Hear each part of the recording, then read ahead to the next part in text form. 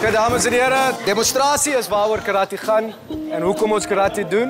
So ek hoop julle gaan dit geniet en geen diere is seer gemaak in hierdie exercisie.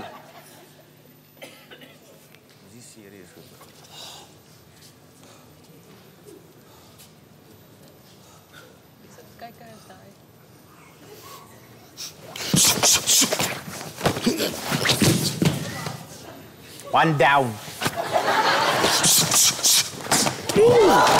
Dit was raak.